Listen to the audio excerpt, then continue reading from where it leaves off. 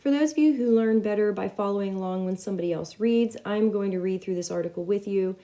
You should be answering questions as I read, so you might want to press pause when you get to an answer that you think you can fill in to your Word document. In 1800, when she was about 12 years old, Sacagawea was kidnapped by a war party of Hidatsa Indians, enemies of her people, the Shoshones. She was taken from her Rocky Mountain homeland, located in today's Idaho, to the Hidatsa Mandan villages near modern Bismarck, North Dakota. There she was later sold as a slave to Toussaint Charbonneau, a French-Canadian fur trader who claimed Sacagawea and another Shoshone woman as his wives. In November 1804, the Corps of Discovery arrived at the Hidatsa Mandan villages and soon built a fort nearby. In the American Fort Mandan on February 11, 1805, Sacagawea gave birth to her son, Jean-Baptiste Charbonneau, who would soon become America's youngest explorer. Captain Clark wrote that the great object was to make every letter sound in recording Indian words in their journals. The pronunciation of Sacagawea's name in years since the expedition as Sacagawea does not match Sacagawea, the way that the captains recorded the young Shoshone woman's name. In fact, her name, made by joining the Hidatsa words for bird and woman, was written 17 times by the explorers in their journals and on their maps, and each time it was spelled with a G in the third syllable. The Shoshones possessed horses that the expedition needed to cross the Bitterroot Mountains. The captains felt that because of her Shoshone heritage, Sacagawea could be important in trading for horses when the Corps reached the Western Mountains and the Shoshones. While Sacagawea did not speak English, she spoke Shoshone and Hidatsa. Her husband, Charbonneau, spoke Hidatsa and French. In effect, Sacagawea and Charbonneau would become an interpreter team.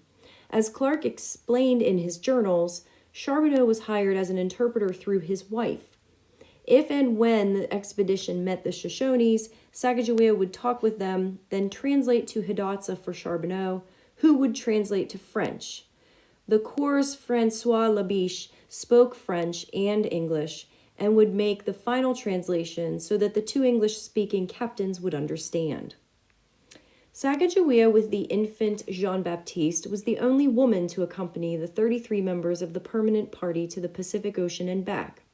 Baptiste, who Captain Clark affectionately named Pomp or Pompey for his little dancing boy frolicking, rode with Sacagawea in the boats and on her back when they traveled on horseback. Her activities as a member of the Corps included digging for roots, collecting edible plants, and picking berries. All of these were used as food and sometimes as medicine. On May 14, 1805, the boat Sacagawea was riding in was hit by a high wind and nearly capsized. She recovered many important papers and supplies that would otherwise have been lost, and her calmness under duress earned the compliments of the captains. On August 12, 1805, Captain Lewis and 3 men scouted 75 miles ahead of the expedition's main party, crossing the Continental Divide at today's Lemhi Pass. The next day, they found a group of Shoshones. Not only did they prove to be Sacagawea's band, but their leader, Chief Kamawayat, turned out to be none other than her brother. On August 17th, after 5 years of separation, Sacagawea and Kamawayat had an emotional reunion. Then, through their interpreting chain of the captains, Labiche, Charbonneau, and Sacagawea, the expedition was able to purchase the horses it needed.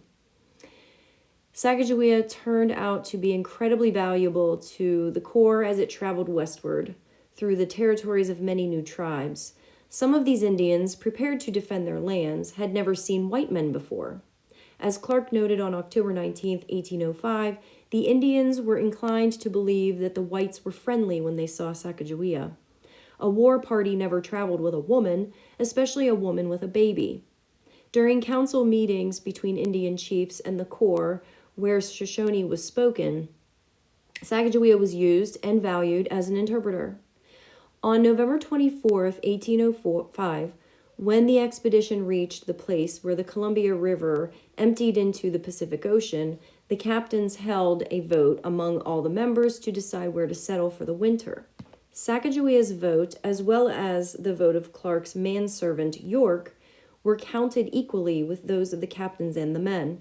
As a result of the election, the Corps stayed at a site near present-day Astoria, Oregon, in Fort Clatsop, which they constructed and inhabited during the winter of 1805 to 1806.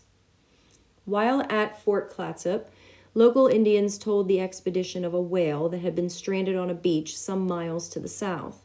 Clark assembled a group of men to find the whale and possibly obtain some whale oil and blubber which could be used to feed the Corps. Sacagawea had yet to see the ocean, and after willfully asking Clark, she was allowed to accompany the group to the sea. As Captain Lewis wrote on January 6, 1806, the Indian woman was very importunate to be permitted to go and was therefore indulged. She observed that she had traveled a long way with us to see the great waters, and that now that monstrous fish was also to be seen. She thought it very hard she could not be permitted to see either.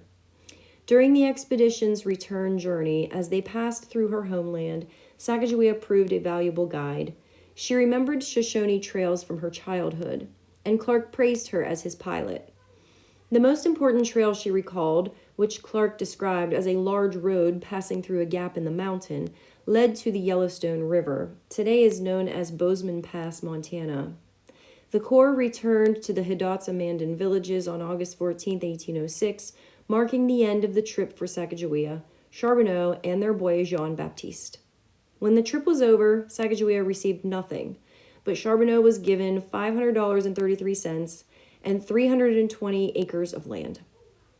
6 years after the expedition, Sacagawea gave birth to a daughter, Lisette. On December 22, 1812, the Shoshone woman died at age 25 due to what later medical researchers believed was a serious illness she had suffered most of her adult life. Her condition may have been aggravated by Lisette's birth. At the time of her death, Sacagawea was with her husband at Fort Manuel, a Missouri Fur Company trading post in present-day South Dakota.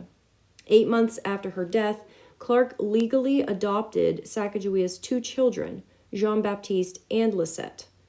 Baptiste was educated by Clark in St. Louis, and then at age 18 was sent to Europe with a German prince. It is not known whether Lisette survived past infancy.